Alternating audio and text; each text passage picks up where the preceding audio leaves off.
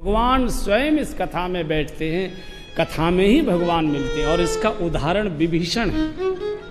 विभीषण जब भगवान के पास आ गए, भगवान ने पूछा, विभीषण यहाँ तक तुम आ कैसे गए? मेरे पास तो आना संभव नहीं है। बोले, महाराज आपकी कथा सुनकर आ गया। श्रवण सुयश सुन आय हूँ। कथा सुनकर?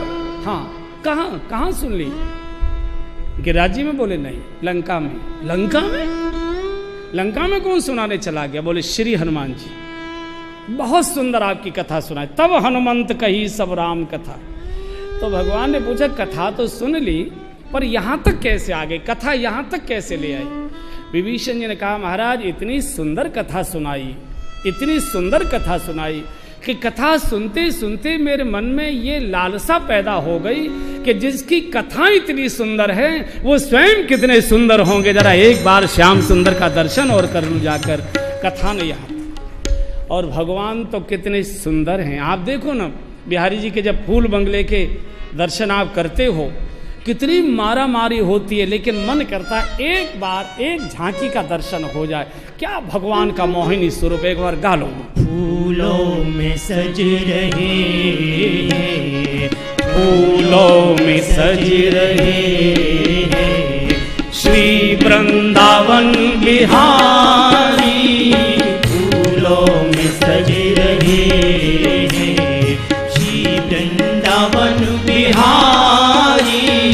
फूलों में सज रहे हैं श्री वृंदावन बिहारी। फूलों में सज रहे हैं श्री वृंदावन बिहारी। फूलों में सज रहे हैं श्री वृंदावन बिहारी। और संग में सज रही हैं, और संग में सज रही कौन है वृषभानु की दुलारी। और संग में सज रही है वृषभानु की दुलारी। फूलों में सज रहे हैं श्री वृंदावन बिहारी। फूलों में सज रहे हैं तिरछा मुकुट सिर पर शोभित है किस अदा से। तिरछा सा मुकुट सिर पर शोभित है किस अदा से।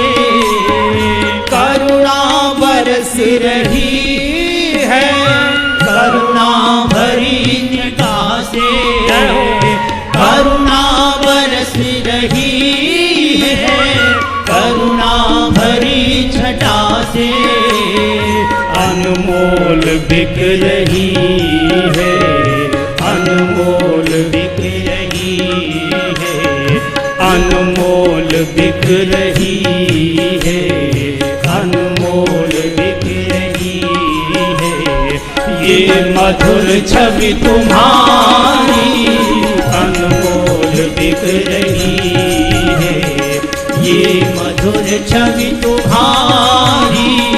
फूलों में सज रहे श्री वृंदावन बिहारी। फूलों में सज रहे फूलों में सज रहे हैं श्री वृंदावन बिहारी। फूलों में सज रहे हैं श्री वृंदावन बिहारी। और संग में सज रही है, और संग में सज रही है वृषभानु की दुलारी। और संग में सज रही है वृषभानु की दुलारी। फूलों में सज रहे हैं, फूलों में सज रहे हैं, फूलों में सज रहे हैं। विभीषण कहते भगवान इतनी सुंदर कथा, मेरे मन में प्यास जगी, जिनकी कथा इतनी सुंदर है वो स्वयं कितने सुंदर होंगे। एक बार श्याम सुंदर का दर्शन तो हो। कथा भगवान के दर्शन की प्यास, लालसा, तड़प पैदा करती है। और यही कथा का अर्थ, जो व्यथा को दूर करे और भगवत दर्शन की लालसा, तड़प पैदा कर दे।